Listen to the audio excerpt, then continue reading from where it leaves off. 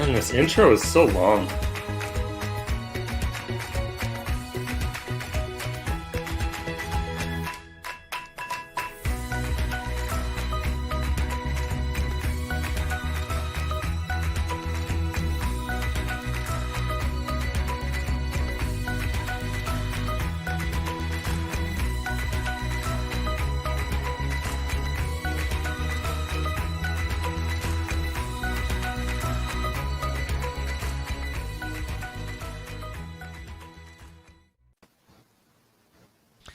Hello everyone, we are live again with our community stand-up. Today we have a few interesting topics. We will talk about Infer Sharp, we will talk about C# records, and we will talk about some .NET 6 planning. So let's start with introducing ourselves. Kathleen, do you want to start? Kathleen is frozen. You're frozen. I'm not frozen. You're frozen. Anyway, I'm frozen. For myself, hopefully you can see me. I'm Kathleen Ballard. I'm a PM on the .NET team, and we're just lining up our tech and getting that solved. Awesome. I'm Emil Lenfroth. I'm a PM on the .NET platform team. I focus on class libraries and API design, that sort of thing. I'm Philip Carter. I'm a PM in the .NET team, focusing on languages and tooling, a lot of F# stuff, a lot of non-F# stuff. Hi, my name is Shin. I'm from the data and AI team under Visual Studio. I currently work on Infer Sharp. I'm Matt. I'm also on the data and AI team, and also a dev and data scientist on the Infer Sharp project. And I'm Fred Silberberg. I'm a developer on the C# compiler and on the C# language design team. Awesome. So, Jesus, apparently I didn't drink enough. So one thing that we want to talk about quickly is our planning in the open. Like, I want to keep it very short, but just to give you an FYI where we are with this. So we do our planning for .NET 6 right now. It's happening on GitHub, so you can find our stuff on GitHub. It's sprinkled across various repos, of course, because we have, 50 repos or something. But we also have this website called themes of .NET, where we basically break down the product as a tree. So we have high-level things which we call themes, and then when you drill in under the themes, we have individual epics, and then under the epics, so it's selected. We also have user stories here, so you can drill in, and then the actual details, when you click on them, they bring you straight to GitHub, so you can see what we're actually planning there. And so they're all regular GitHub issues. So if you're interested in any of these areas in particular, you can just subscribe on the issues, so you can stay connected with what's going on, whether we cut it or we move else. You can see the current status here, whether it's proposed, committed, or whatever. But keep in mind, this is a planning website, right? So planning means things change. So you may see things one day, and then the other day we decided to cut it. So it's an actual representation of our thought process as it's happening. So don't take anything that's written here as a public roadmap commitment. That will definitely happen, right? So it's the product planning, and the planning is an ongoing thing that will probably continue through all the entire release, right, as we are completing stuff here. So, yeah, if you're interested in figuring out what's happening in .NET 6, that's probably the best resource to get started with. And then I think we should just go over Infer Sharp, but I think it was the next item on the agenda. Jump right in. All right. So who should do the start? Is it Matt or is it Shin? It's going to be Matt. All right, so then let's add this one here. Cool. Good morning, everyone. My name is Shin again, and I'm joined today by my colleague, Matt. We are very excited to share with you some new advancements in automated bug detection for .NET. Before we jump in, I just wanted to thank my colleagues Xiao and Xiaoyu, who've made pivotal contributions to get this project to where it is today. As a C# developer today, you have several options available when it comes to C# program analysis. For example, there are tools like FXCops, which is the rule-based approach that identifies coding standard issues in areas such as naming, performance, security, and reliability. Alternatively, C# 8 introduces a great feature of nullable reference to assist it in identifying null dereference problems. But as of today, we're bringing you a completely free tool which analyzes complex interprocedural contexts to identify memory safety issues without depending on developer annotation. To this end, we're excited to tell you more about Infer Sharp. So before we get into Infer Sharp, let me give you a quick introduction on our Upstream project, Infer. It is an open source project developed by Facebook. It is a very popular static analyzer with roughly 12,000 stars on GitHub. It works on Java, C, and C++. Many companies are using it as part of their CI/CD pipelines. It is written in OCaml and uses a concept of small foot intermediate language, aka SIL, to represent the code structure for comprehensive static analysis. One of the capabilities that makes Infer special is that it is interprocedural, meaning that it takes information into account across different functions, or different classes, or even different projects if there are dependencies among them. Now that we have some knowledge on Infer, let's talk about Infer Sharp.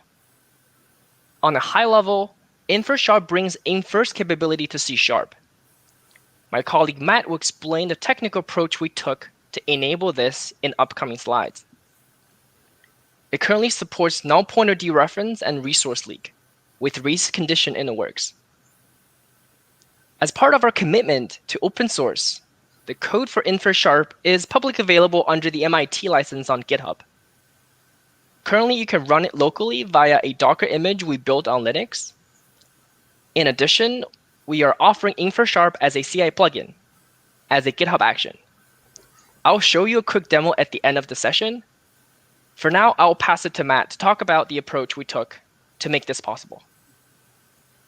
All right, thank you so much, Shin. And so now I'll talk a little bit about what's going on behind the scenes when you use our product. So to leverage Infer, we need to represent .NET code in the language Infer understands, which is the small foot intermediate language. So at its core, Infer Sharp is fundamentally a translation pipeline. So the small foot intermediate language is a low-level language which is suitable for memory safety analysis. We start from .NET bytecode because it is stripped of any of the syntactic sugar present in languages like C#. So that automatically simplifies the translation task by a lot. It's still tricky because the SIL is represented in OCaml, and there are no OCaml libraries for parsing .NET bytecode. A library like mono.cecil can take care of the parsing, but it's written in C#, which doesn't help us with the OCaml language barrier. Another option would be to write an OCaml library that parses .NET bytecode, but this would be a significant undertaking outside of the core task, which is to take the CIL language structures and map them to the SIL structures, which in turn Infer backend analysis can understand. So to address this language barrier problem, we introduced the language agnostic Json layer for representing the SIL. This way, Infer Sharp leverages the parsing capabilities of mono.cecil to translate CIL structures into SIL structures and serializes the SIL into the JSON. Then on the OCaml end, this is within the actual Infer backend source code. The JSON is deserialized into the corresponding SIL language context. Most crucially, this innovation that we add to Infer provides a framework for further language support. For example, languages like Python or JavaScript might be similarly supported in spite of the lack of OCaml libraries for parsing them. The underlying language constructs would be translated into SIL constructs using the most suitable libraries and language of choice. In that particular case, we use mono.cecil, for instance, which is written in C#. And we're able to write, as a result of this innovation, we're able to use convenient parsing libraries like mono.cecil to take care of all of the actual CIL parsing and write the entire pipeline in C# as opposed to, for example, having to figure out how to do all this in OCaml. So now I'll go over a few examples that illustrate the capabilities of what we're bringing to .NET today. This slide here reflects a dereference of a pointer, which is inter-procedurally assigned null.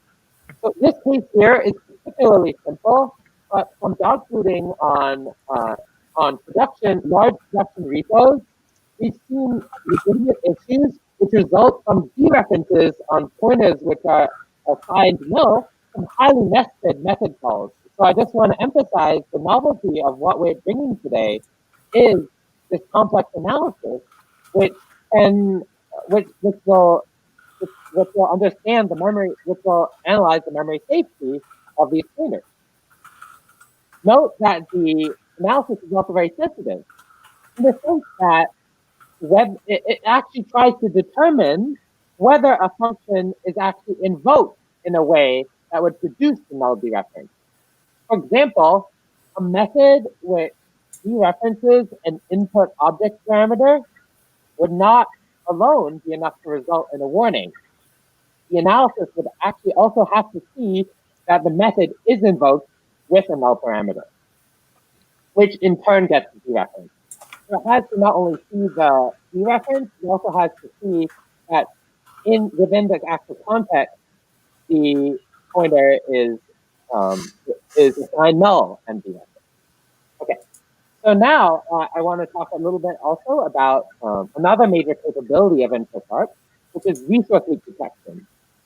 So what we're showing here in particular isn't just speaking a resource leak because the resource actually would be automatically closed eventually when garbage collection found it to no longer be live. But it still nonetheless reflects an issue since that would rely on waiting on whenever garbage collection comes to pick it up, which could be a very long time. So this would represent nonetheless an issue of code hygiene, and the best way to implement this, of course, is to use a using statement or close the resource properly. And as we sort of illustrate here, Infer will detect this kind of issue. And again, this is something that this kind of interprocedural memory safety analysis isn't something we see on the market today for .NET. So we really complement the other tools that are available. Now, finally, I want to give you guys a preview of another major capability we're bringing to the table: trace conditions. So this feature is still in development, pending some further feature work. But again, this is something we haven't seen on the market yet. So I want to now talk a little bit about how this detection works. It's triggered on a class when there is synchronized activity, which is indicated by the lock block. So when determining whether a pair of accesses to a particular member field constitutes a data race, the analysis considers three criteria. The first one is that at least one of the accesses is a write. 2, at least one occurs without lock synchronization. And 3, the 2 accesses occur on threads which run in parallel. So the analysis is only concerned with how the API is used. So it only runs on public methods of the class. And again, we're just really excited to be bringing this to our .NET customers because from the testing of the analysis on other languages like Java and C++ and Objective-C, from those results, it's been proven to find really tricky to find concurrency bugs in significant large-scale software. So now I'll hand it back to Shin, who will talk more about how you can try out our technology. Thank you, Matt. Now let's get to the fun part. How can you use it today? Currently, there are 2 ways. First, you can run Infer Sharp using our Docker image. Simply follow the instructions here and run the analysis on example code already included in the image. You can also run Infer Sharp on your own code just by copying the DLLs and PDB files to a folder in a Docker container and run the command shown here at the bottom. By the way, you can find all the instructions on the landing page of Infer Sharp GitHub repo. Cool. The second way, second way to sorry. Go ahead, son. Oh, thank you. I thought you were wanted to say something, but the second way to try Infer Sharp is through a GitHub action we created. You can simply copy paste the snippet into your existing CI pipe. Infer Sharp will spit out warnings in the build pipe. Let's see that in action.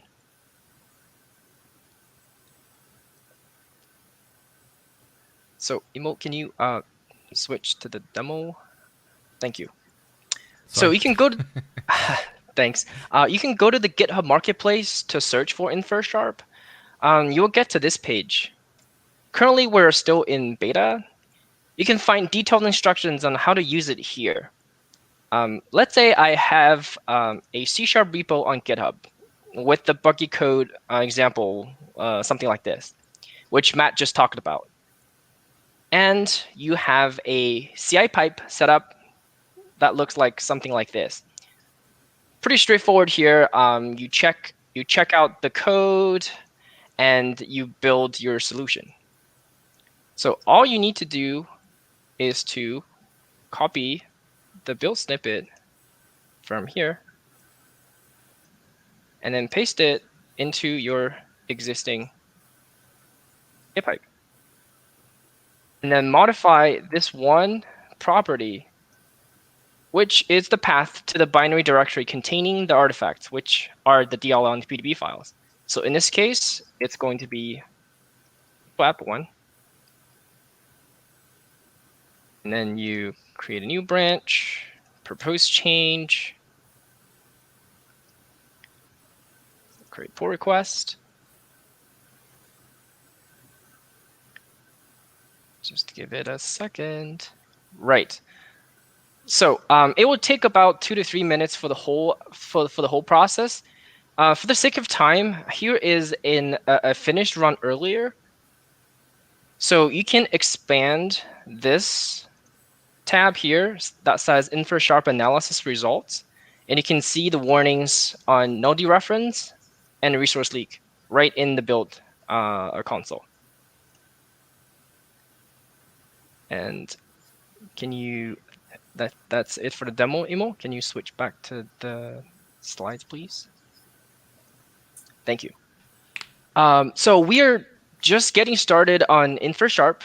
It is still new, and we're hoping to get more .NET developers like you to try it out and let us know what you think. We just published a blog on the .NET Dev blog a couple of days ago, and we have already got good pieces of feedback and feature requests from the community. Thank you for that.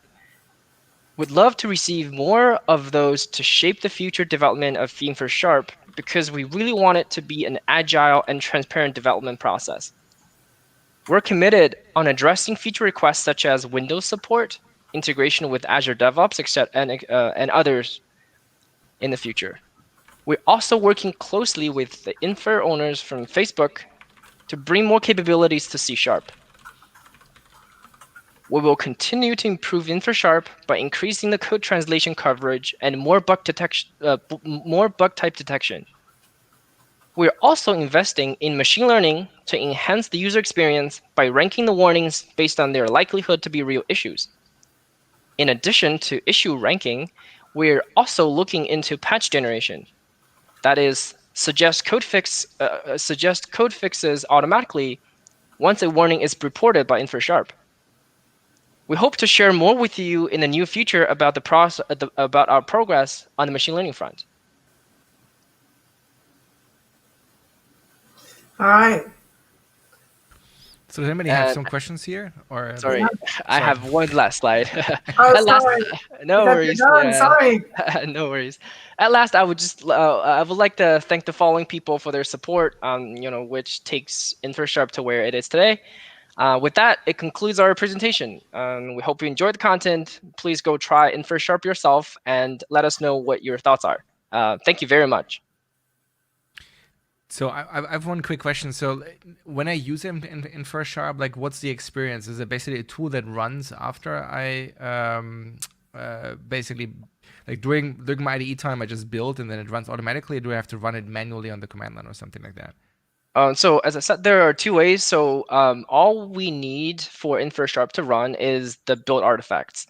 So it could be run as part of the CI/CD pipeline, which you already set up, let's say on GitHub, or you can copy the binaries and run it like locally on your in the Docker image that we created.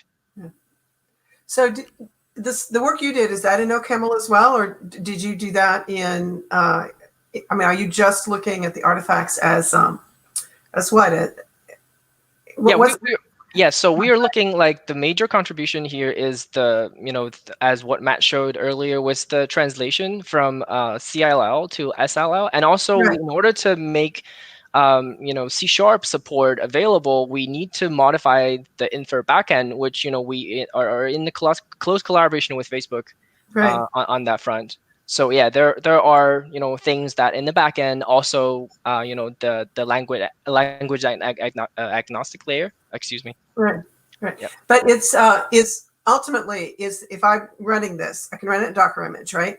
Can I run it outside of Docker image? Is it a .NET app I can just run? Does it require OCaml infrastructure? What's the capabilities to run it in a more flexible scenario, maybe in the future, not right now?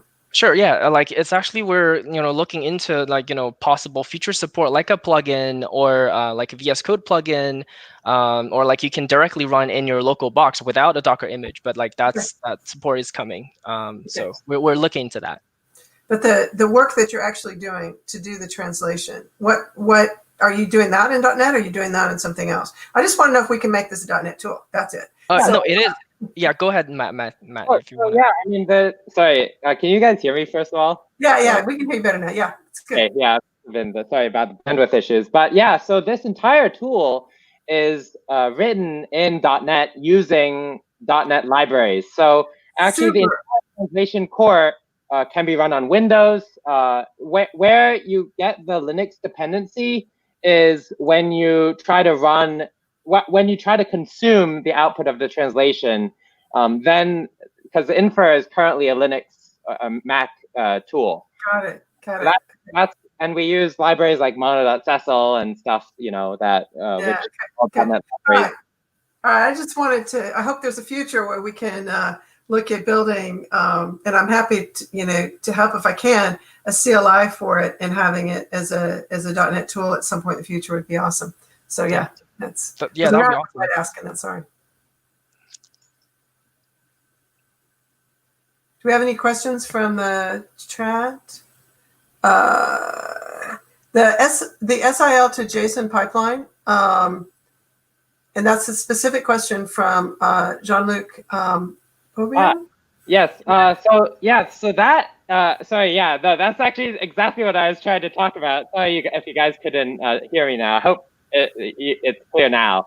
So the key insight was that the JSON language agnostic layer is a key innovation we introduced, which facilitates the whole translation task. I mean, because otherwise, in other pipelines that existed in Infer prior, like Java and they had to rely on OCaml libraries for parsing the underlying bytecode, but which is a huge barrier when it comes to something like this, where there are no OCaml libraries for parsing CIL, the .NET bytecode.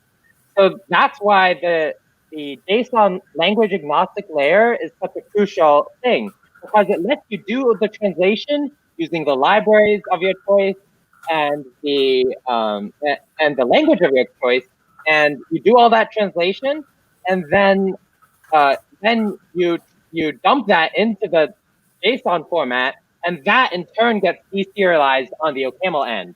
So we've relaxed all this, and that's why it's such a key part of what we did. All right. That sounds good. Anything else? If people have other questions?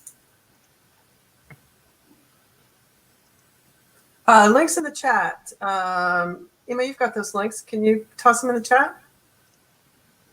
Yeah, maybe you could link the blog post, maybe. All Yeah, right. that's what this thing points to. So I just created this AKMS Perfect. link, so it's not a 500 Right. character URL that people have to Excellent. type in. Yeah, nice one. So now you've got a beautiful URL. So yeah. And you can point it wherever you want. Email will give you ownership. Yep. All right, so then there's more questions, then we should probably move over, right? All right. All right. So one of the other things we're going to talk about today is the records that came in C# 9. And Fred's going to walk us through. It's kind of part of a big picture of making C# able to do simpler code and more correct, simple code. And it's part of that big story, and it's also part of the story of having better support for immutable. So with that, I'm going to let Fred show you some code. I think he's doing that right off. I know Fred didn't make a lot of PowerPoint slides. No, I made no PowerPoint slides. No PowerPoints, just code. Emo, can you share my screen, please? I hopefully can. Here we go. All right. So what we have here is we just have a simple person class. You know, you could be getting these people from anywhere. I'm just making them here. Just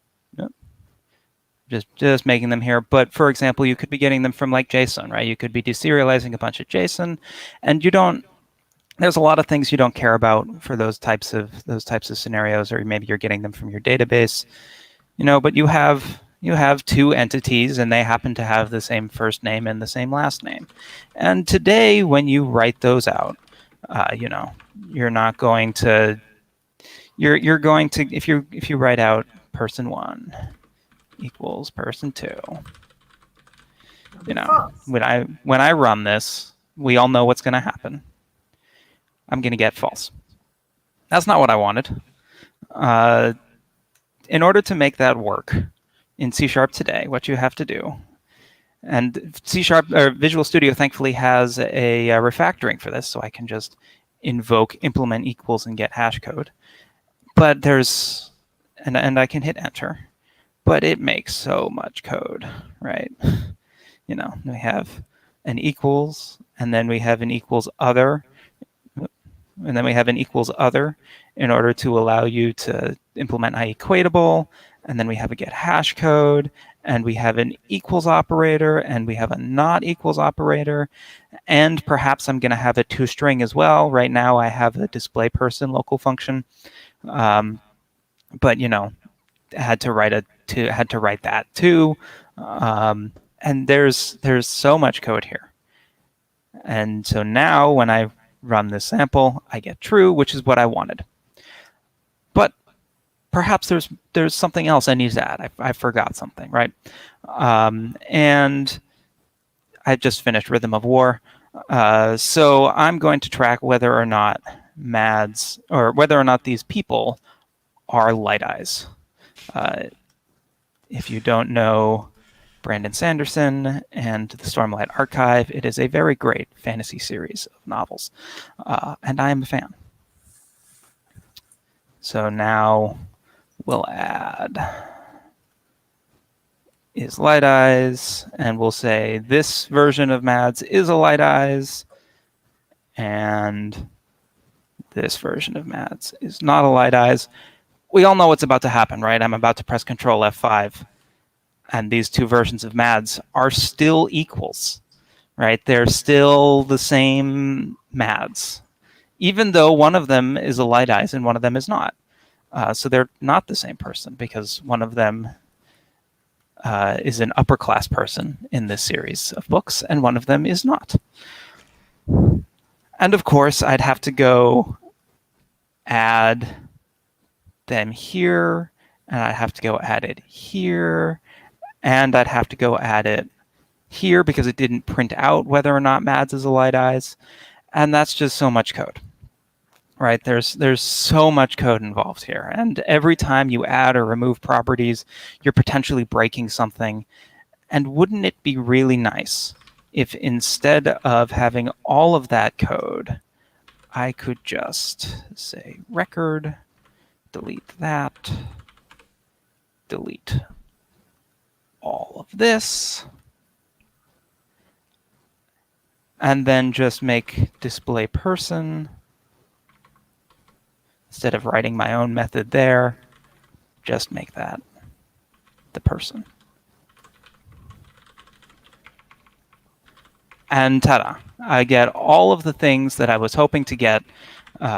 They are indeed not equal because they are, of course, one's a light-eyes and one is not. And they don't, and the toString was written for me, and it implements IEquatable, and it implements the operators, and it's all fine. Now, there's a couple of other problems with this. I like the object initializer syntax. I'm using it here, but I didn't really intend to have these be mutable, because right now, I can say after the fact, I can say person2. You know what? I'm going to make them a light eyes. And that, of course, runs. I didn't really want them to be mutable. And now it's particularly dangerous, because if you put that into a dictionary and then you make a change, then you're toast. You're not going to get that value back out of the dictionary. Yep, exactly. And so that's something we've been looking at fixing. And so we have a new keyword called init. And now I get an error here that says, and I'll hover over it, init only property or indexer is light eyes, can only be assigned in the initializer or inside this when you're in as part of initialization. Yeah. And so now, and lots of people are liking my Vim.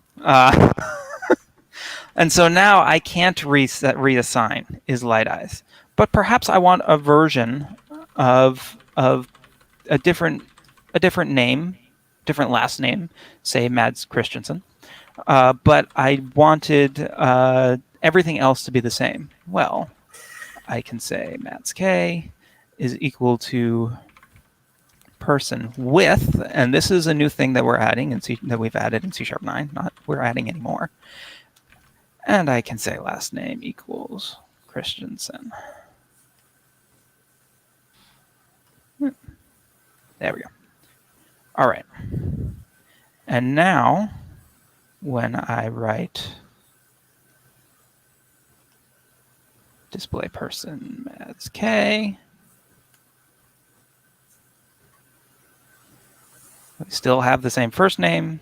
We still have the same is light eyes, but only the property I cared about, the last name property, is altered. And this is basically in support of what we call not only immutable types, but immutable modification, right? So you build up a set of changes, and then you create a new person with that set of changes.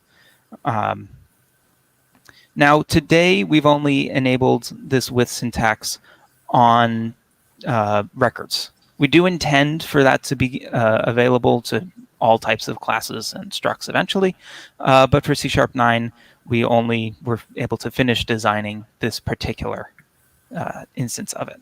But the idea is that you'll be able to use this type of thing with any type of object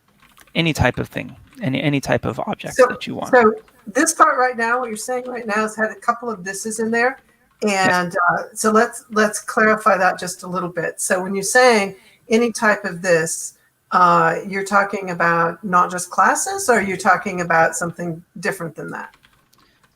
Specifically records. So this being the with expression, the with expression is only available on record types today. Right. And records under the hood are classes. So they're not structs. We're looking at record structs for C# next. And we're also looking at generalized with expressions for C# next. But today it's records, and records are classes. Now there's another form of records that exist, and this is a nominal record, because I can reorder these things. It's an object initializer, so I can initialize the last name first, or I can initialize the first name. Doesn't really matter. Order doesn't matter. There's another type of record called positional records. And positional records use a syntax called a primary constructor. And those go here. Let's format that and remove all of those. And that's a one-line type declaration. Now, it's not quite the same as before, because this generates a constructor. It actually cares about position. And so I'm going to change that. Wrong button. And then change equals to a colon. And then remove the trailing comma. And there we go.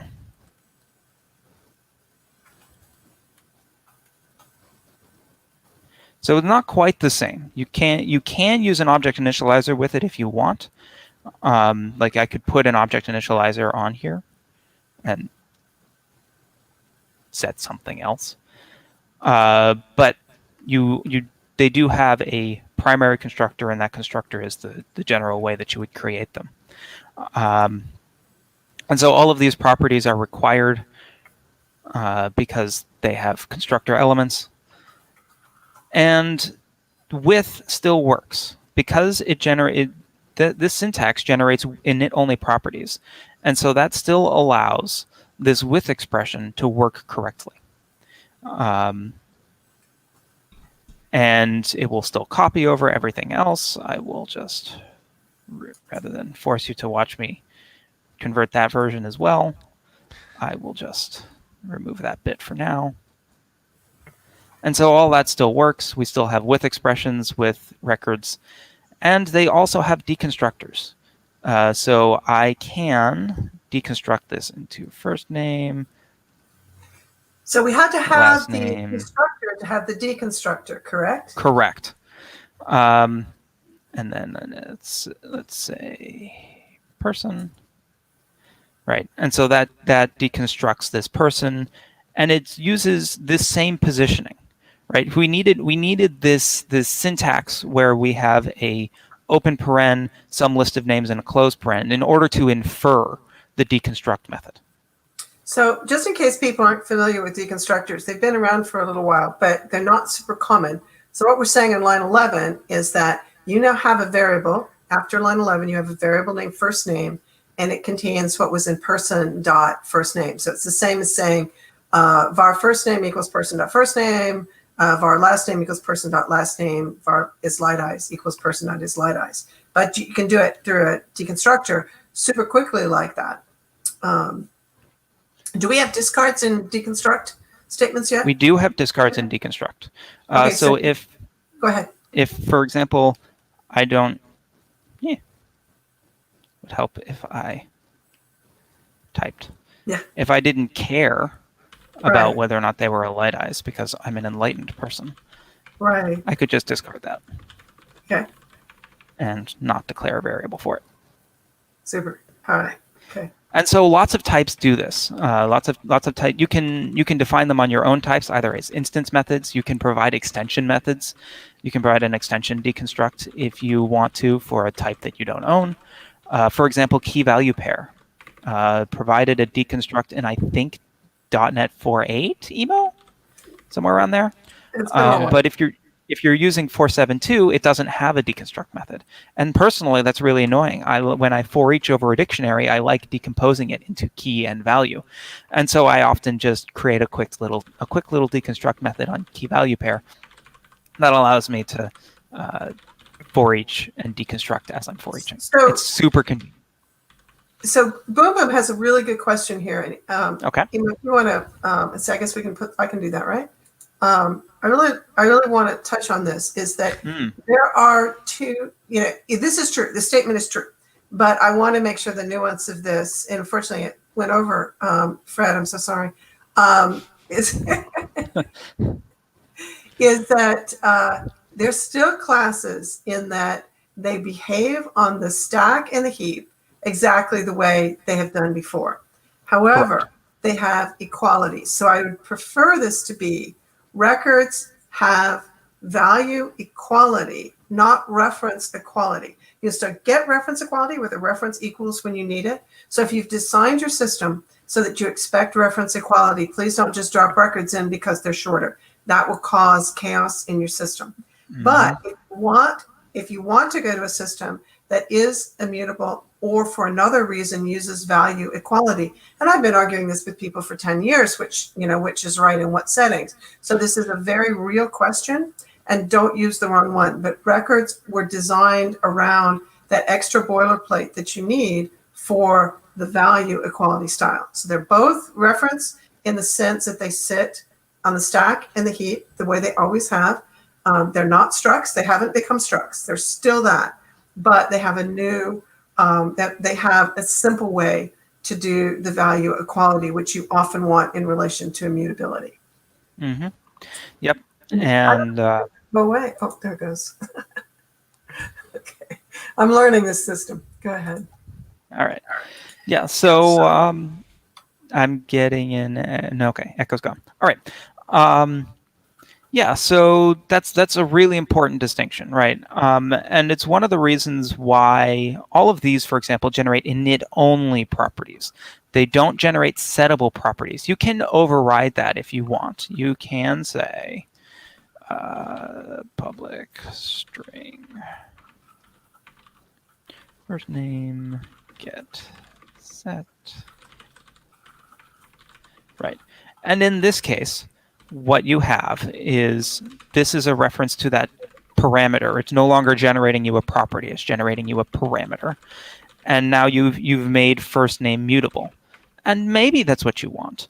But you need to be very, very careful when doing this. Because as Kathleen mentioned earlier, these things live on the heap. Unlike a struct where if you pass a struct to a method, unless you explicitly pass it by ref, you're passing a copy. This isn't the case, right? These live on the heap, so you're not passing a copy of the object. You're passing a copy of the pointer to the object. And so that means that any changes that get made to this first name in this method that you called, you see them too. And so if you stored this person in a dictionary as a key of the dictionary, what that means is that you can no longer access that key. You can't get it out. Because you've changed because it uses value equality, and this first name is included in the value equality. The hash code is different.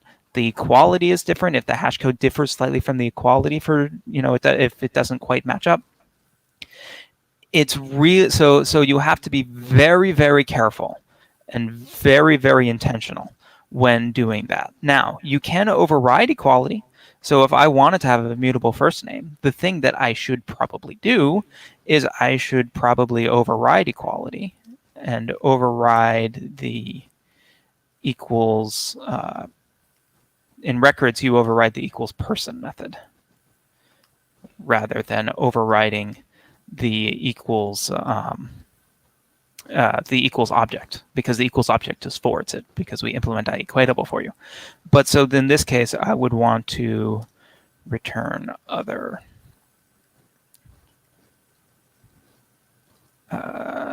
not equal null.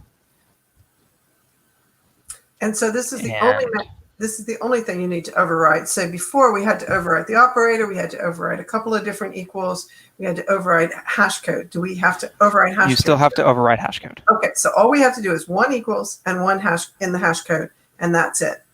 Yep. And so this will it's actually yelling at me because I did not override hash code. Good for it. I'm very happy that we don't have a fixer for that. You can't just control period and get the hash code. I don't think so. Maybe I'm wrong. No, we don't have it. We don't have it today.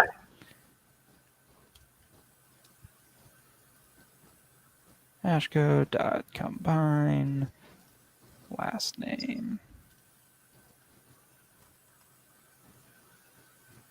Islidize dot get hash code. All right. What am I? What are we having a problem with here? Oh, because I didn't say override. Oh, duh. Would be helpful. And what am I having a problem with Obviously, here now? part of the same thing, right? And no, this one needs to be virtual. Oh, okay. So, because what records can have inheritance. So Got it. I can create a Right. student is our perennial example with Right. an int And you have to ID. make sure that student can change the equals because it's going to need to. Yeah, and then Now, let me actually.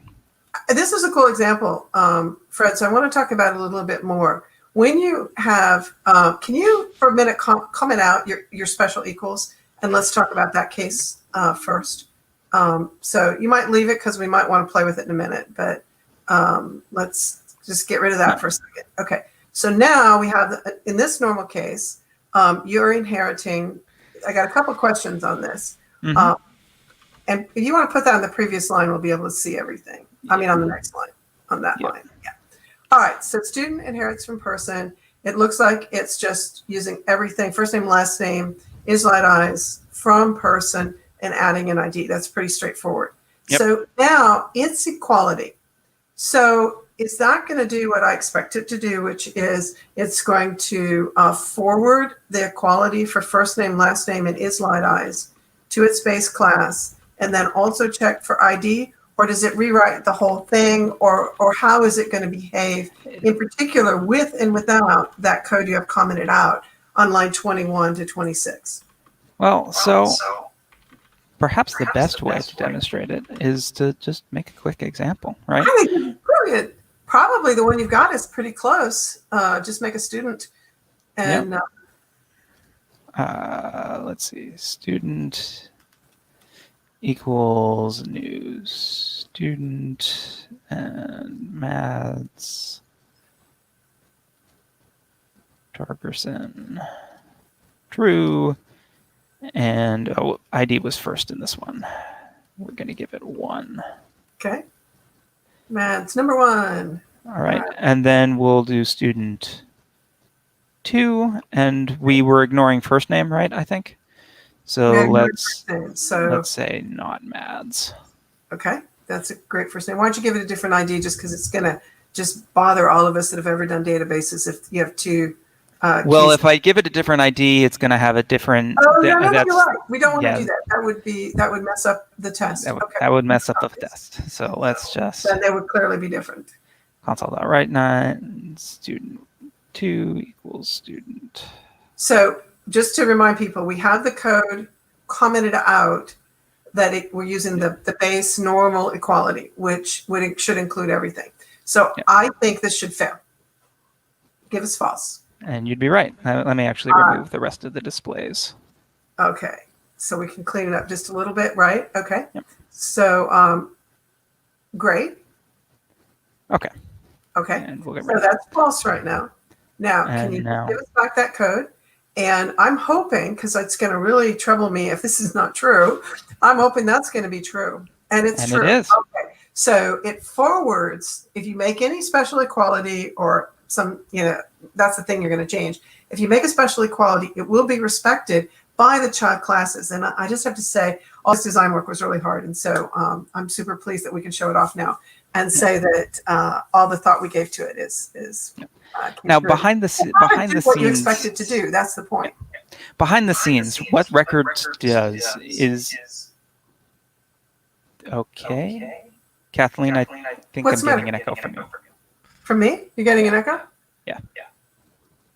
Oh. Not hearing it. Okay, not hearing an echo anymore. All right.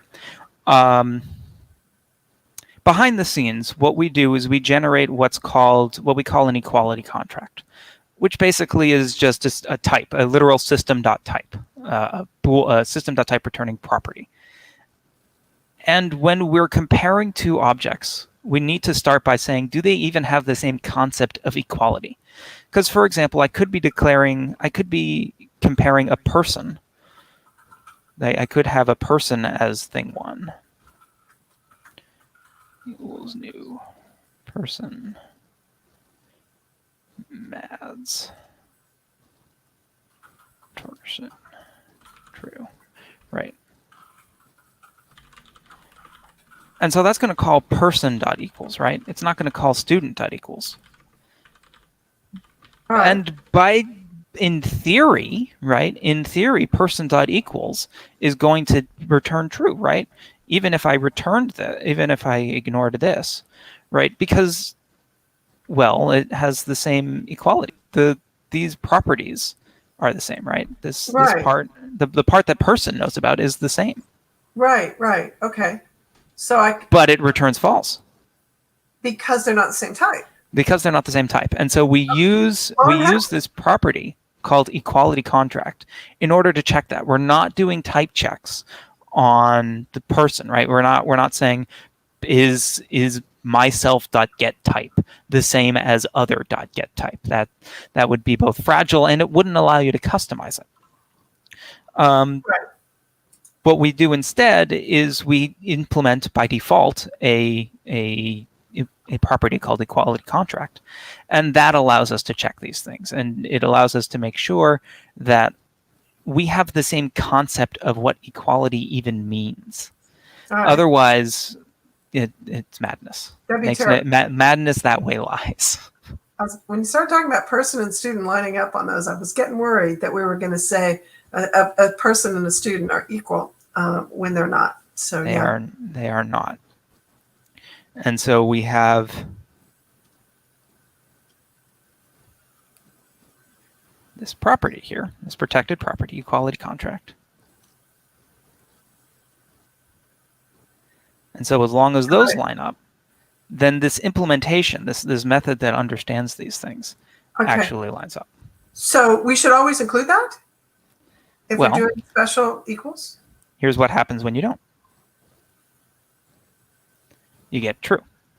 All right. So we should always include that. You should always include that. All right. And now we don't. Excellent. It's a lot to think about trying to get, this. I haven't thought a lot about equality because I was a reference equals person when I was writing a lot of business code. But I do think it's time for people to have control of that and have control not because it's too much work. And I think that's the real beauty of records is that you can make a decision as to whether you're going to use a immutable, which I would suggest you use with value equality, or you can use a reference equality. And once you make that decision, then it's not because there's a pile of work. You can make that decision based on, is it the right thing to do for your application?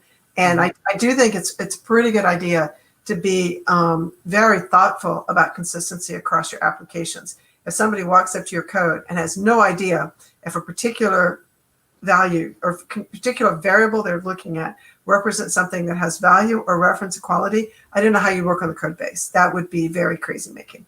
So there might be different kinds of things. It's not like everything would always have to be one or the other, but it better be pretty clear to someone fairly new to your code base which way you're doing it.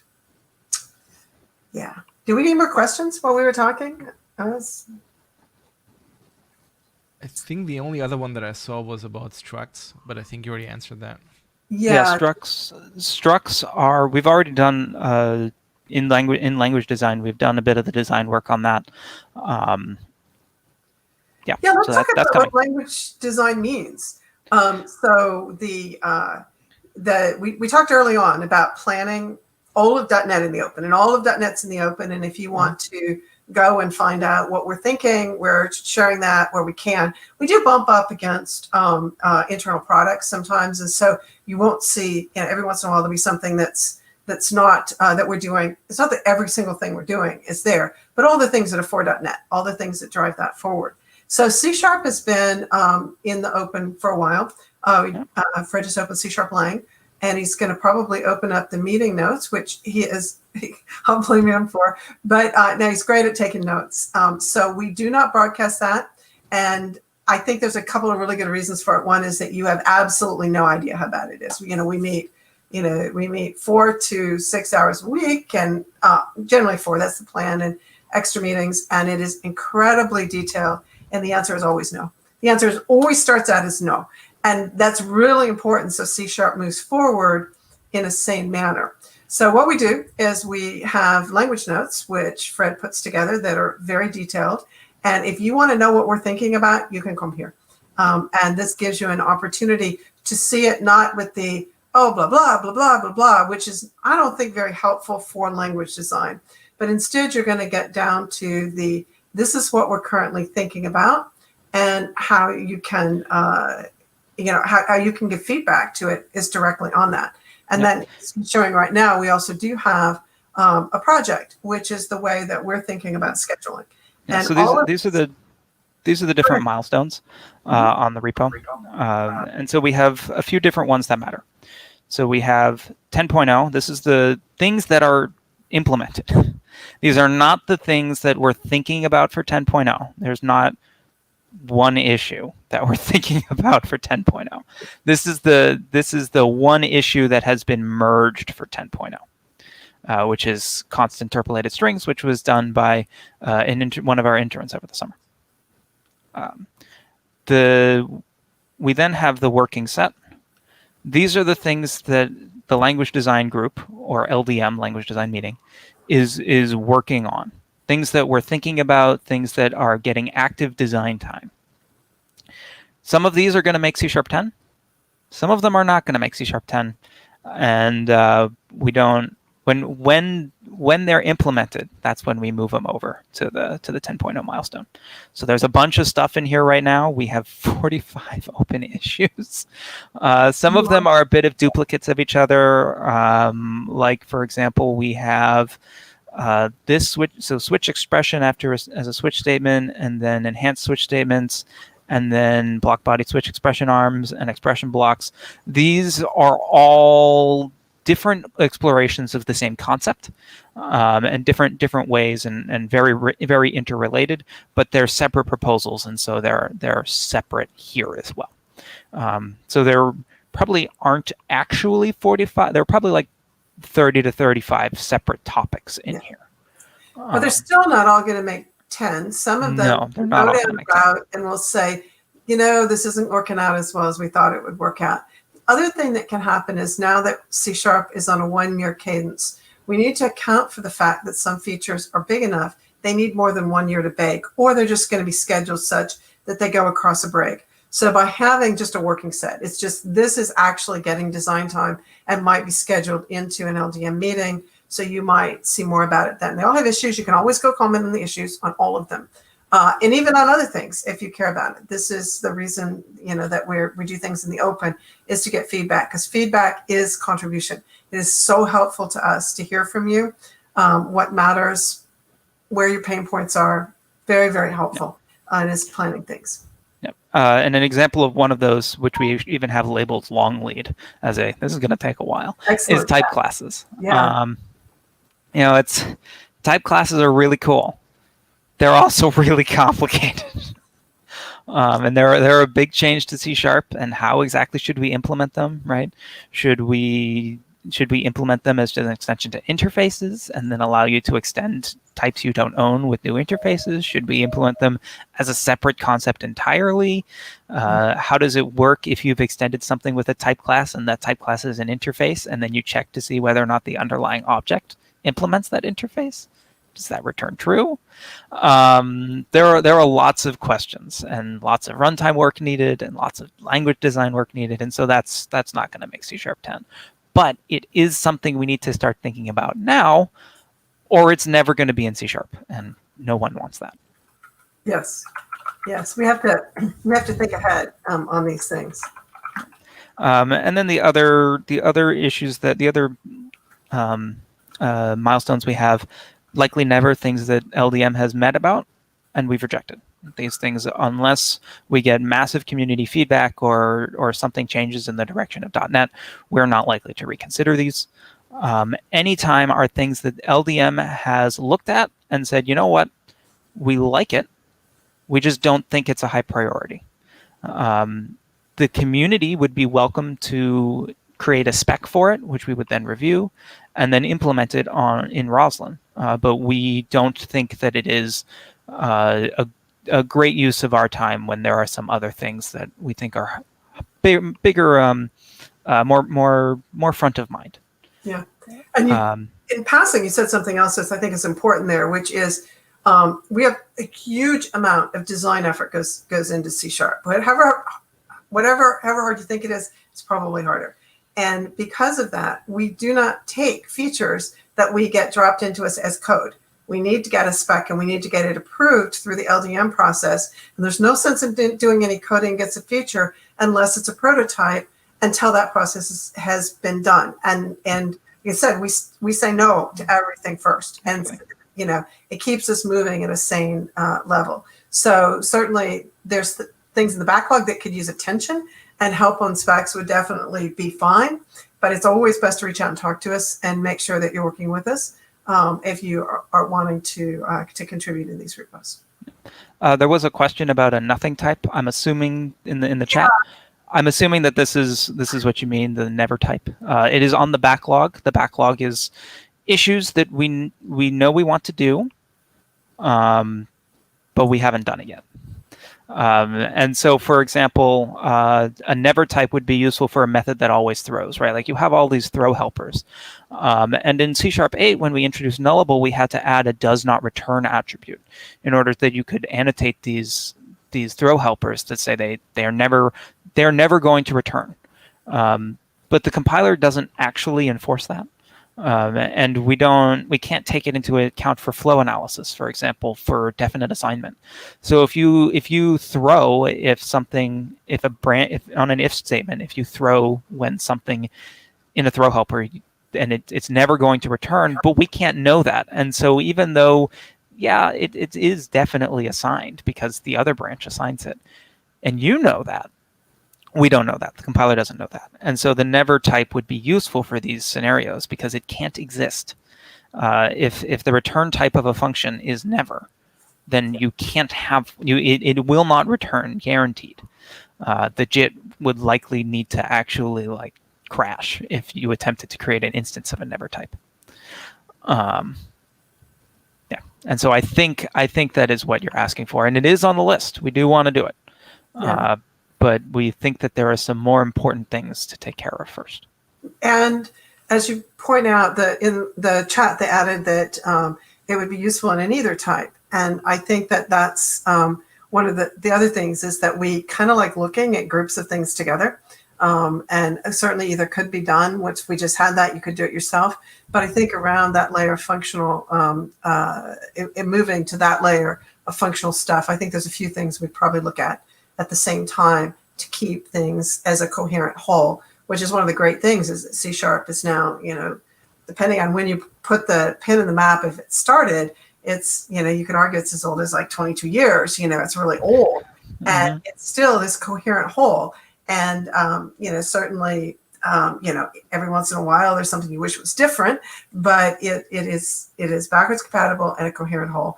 And that is a really fantastic place to be. And we have to keep it there. That's the job. Did I just freeze or did everyone else just freeze? I'm not frozen and I can hear you. So okay. I experienced a freeze as well. It was okay. Interesting. StreamYard might have had a hiccup. Yeah. Mm-hmm. All right. Were there any other questions? I haven't seen anything. Is there a tech? Can you post? Kathleen, do you want to? Yeah, I'm just trying to make sure I understand this. So Visual Basic.NET does not currently have a active LDM because the language itself, just the language, we have we're not evolving right now, and the reason for that is because we want that to be a stable language. We think it's a good thing to have a stable language. We think VB there's a lot of reasons we think that's good for VB, including the fact that people are moving from framework to core now. And we don't know how many people are going to move on that, and no language is being evolved on .NET Framework. That said, we are evolving the experience, and I have a couple quick examples of that I'd love to share. One is that the init-only scope is not going to get language support in VB, and that VB will not be able to actually create to use that scope. They're not going to be able to declare that scope, not now.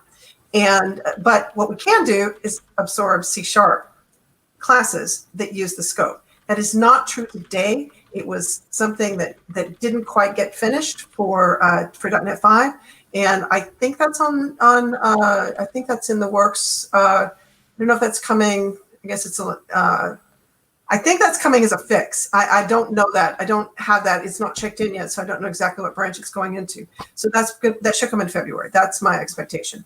And the second really big that we're going to do for VB is source generators. So source generators are part of the experience. They're not part of the language. So we're investing in VB. We're moving VB forward, but we're moving VB forward as the experience, not as the language itself. Because we believe that for most Visual Basic developers, what they want to see is a better experience in Visual Studio, which would include the ability to do source generators as source generators start coming online. It's an infrastructure piece we've got in place, and now people need to build against that infrastructure to actually get experience. But both inside and outside Microsoft, as people write source generators, then VB won't be blocked from that. So that's the kind of investments we are making in VB. We do believe in VB. It's a very important part of Microsoft. We love VB programmers. I love VB programmers. I'm the PM for VB. But the language itself, changing what words mean, adding new words, that's the only part that right now we've put the brakes on to keep it the same and be able to move code more easily back and forth between .NET Core and .NET Framework. Source generators in F#. Philip? Yeah, Philip, you can do this one. Not at the moment. There's more changes that are due for source generators, like they're not finished. We're not sort of wiping our hands saying, "All right, mission accomplished." There's a lot more requirements that are coming in now that for source generators now that it's looking to be adopted by the framework in various contexts. As that starts to hash out, we like on the F# side, we don't want to be turning our wheels on a particular way that source generators work only to have that change out from under us because there's some additional requirements that we have to get in there.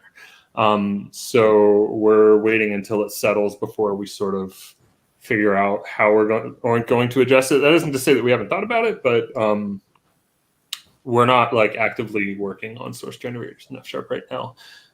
We know some ways to go and approach it. Some are less palatable than others. But I mean, given the fact that it's not, sort of at a steady state right now, we're just sort of waiting and seeing and being like, okay, well, the framework is going to start adding additional capabilities that if you are a source generator, if you have a compiler that understands source generators, you can accrue some additional benefits, usually in the form of performance.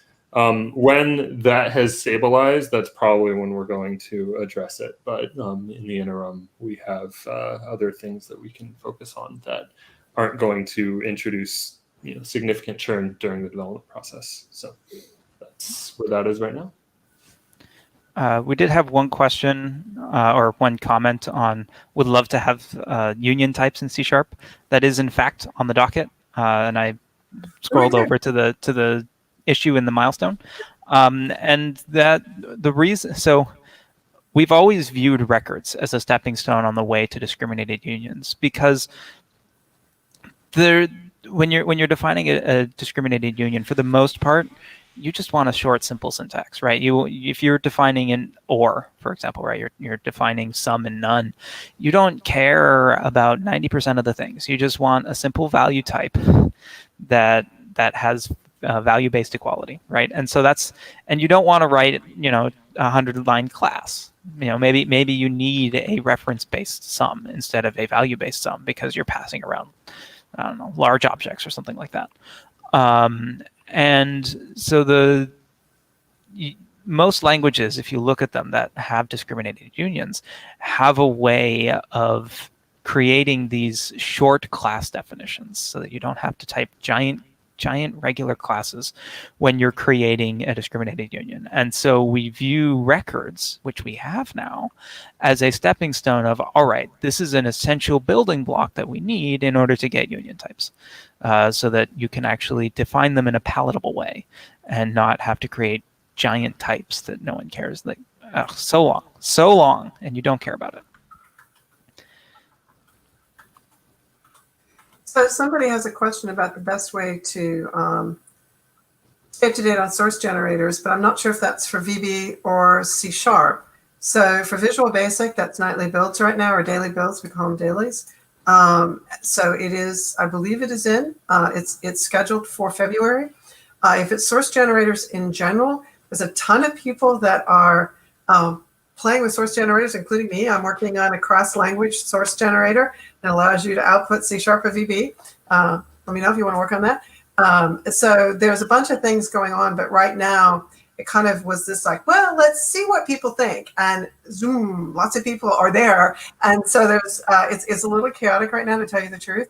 I just started today, starting to doing some writing, such I think I'm just going to put on my repo, because I've been doing generation for 20 years, and I want to get out some of the fundamental thoughts that I have on that. But there's a lot of that's late, just because we didn't think source generators were going to go zoom, and they have, and so we kind of aren't caught up. So there is not as much as I'd like you to have on that, not as much documentation. The biggest thing I would definitely point people to, and Philip has a blog post on this, which is Luca's samples. And so that's a great place to start.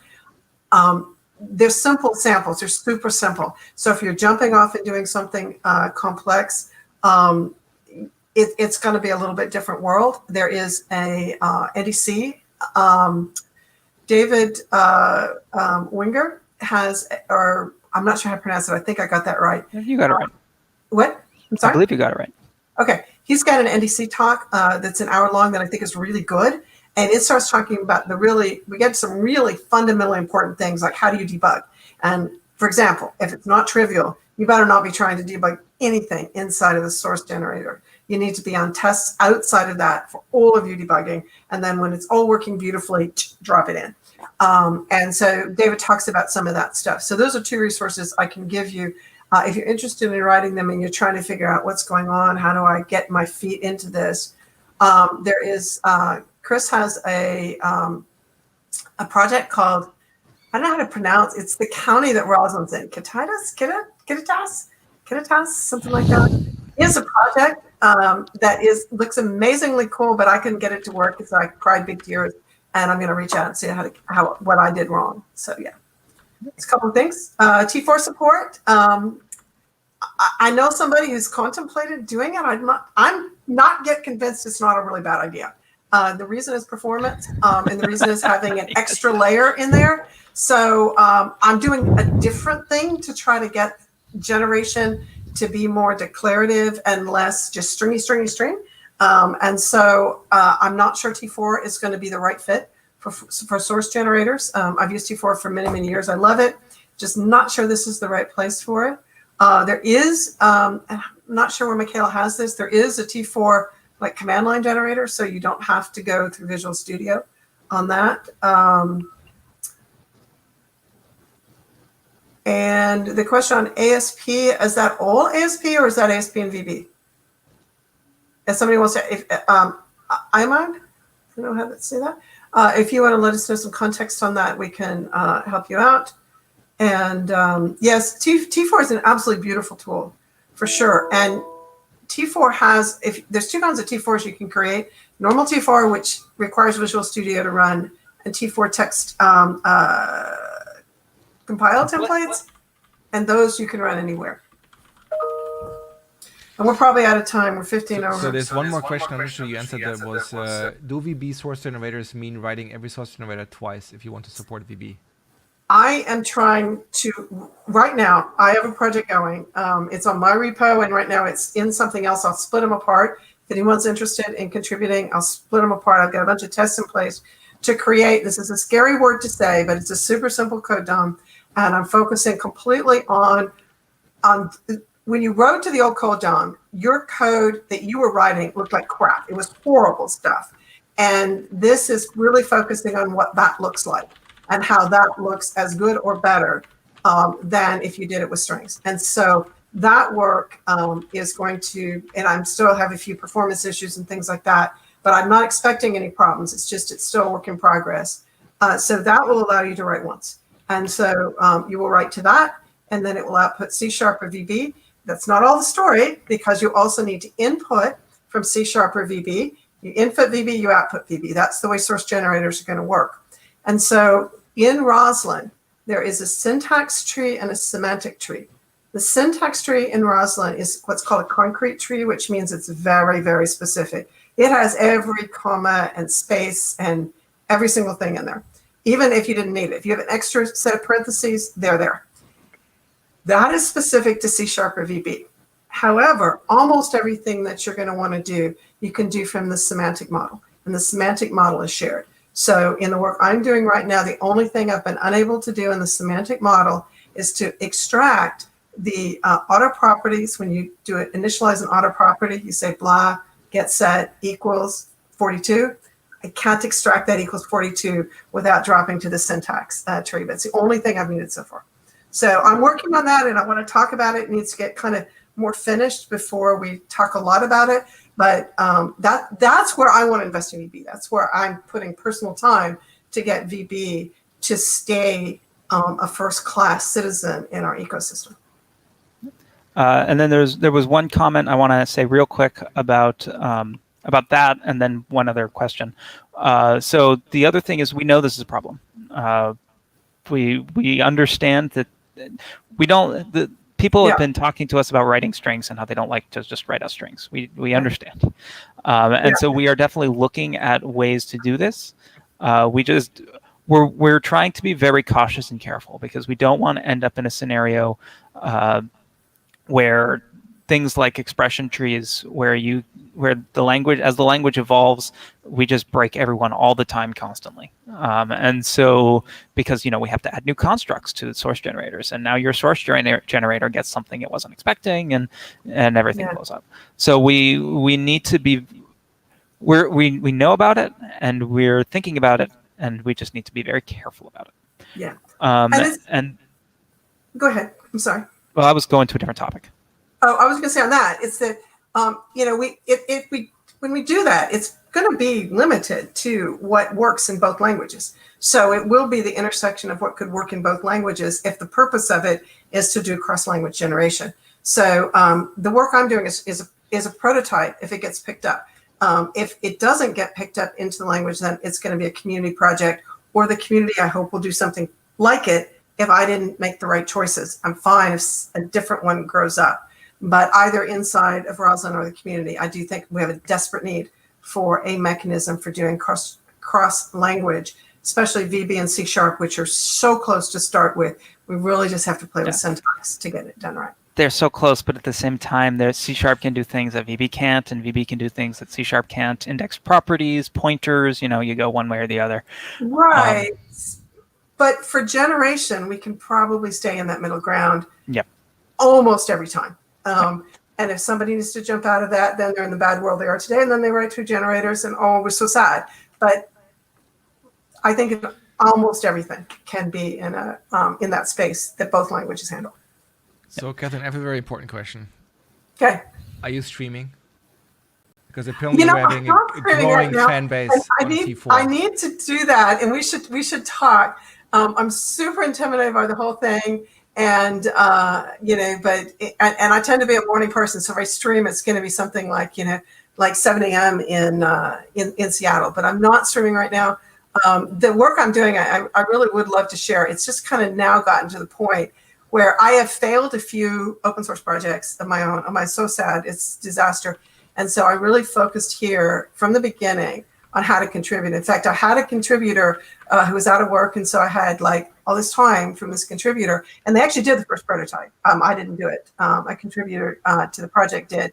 And so shout out to Jean. Thanks so much for the work that you did.